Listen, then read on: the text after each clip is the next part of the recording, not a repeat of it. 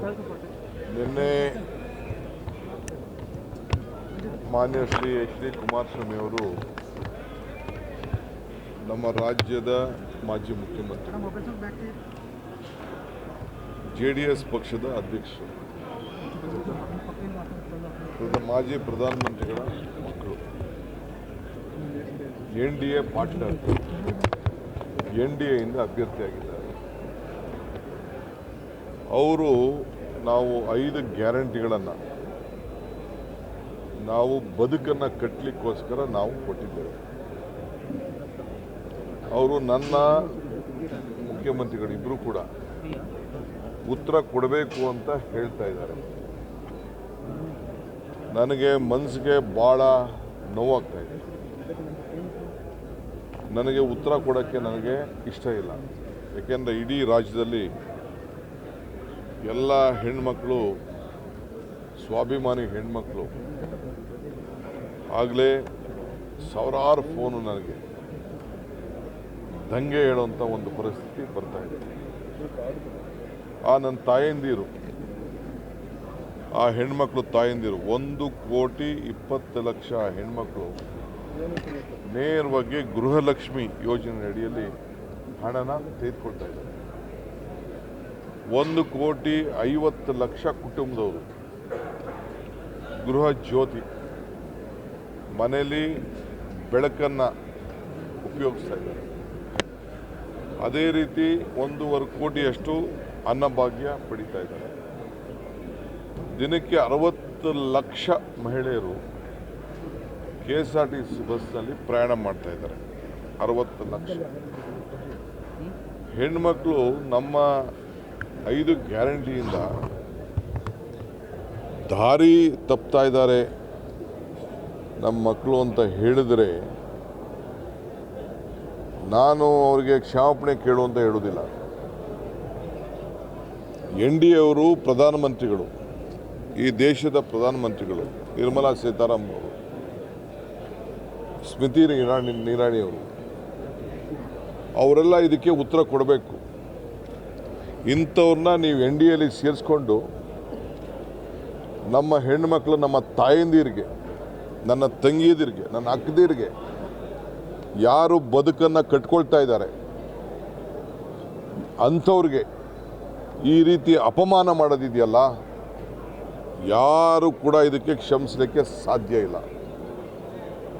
BJPಯವ್ರು ಏನು ಬೇಕಾದ್ರೂ ಮಾಡ್ಕೊಳ್ಳಿ, ಈ ನಾಡಿನ ನನ್ನ ತಾಯಿದಿರು. ನಾವು ಈ ಗ್ಯಾರಂಟಿ ಕಾರ್ಡನ್ನು ತಾಯಿ ಚಾಮುಂಡೇಶ್ವರಿ ಪಾದಕ್ಕೆ ಇಟ್ಬಿಟ್ಟು ಅಲ್ಲಿಂದ ಪ್ರಚಾರ ಮಾಡಿದ್ದು.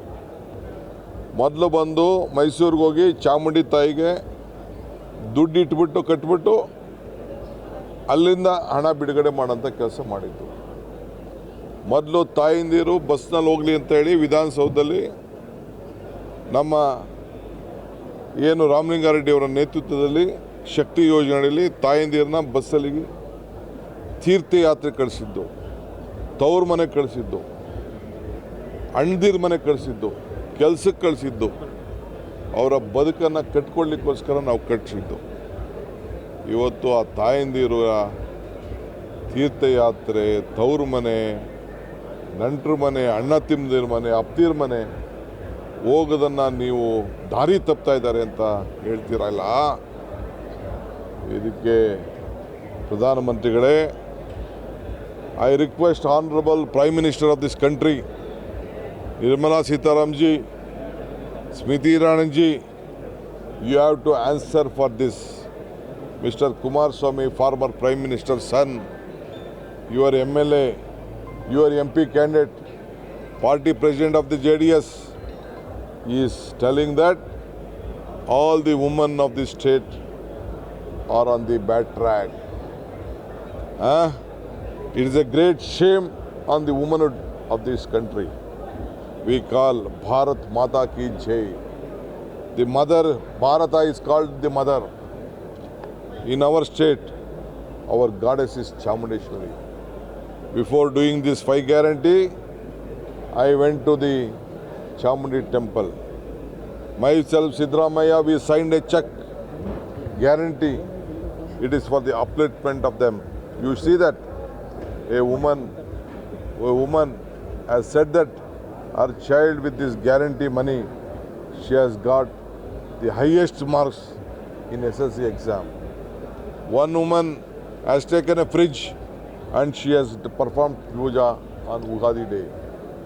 One woman has taken a TV and performed. One woman are getting laptops to their children. They are getting medicines. They are getting everything.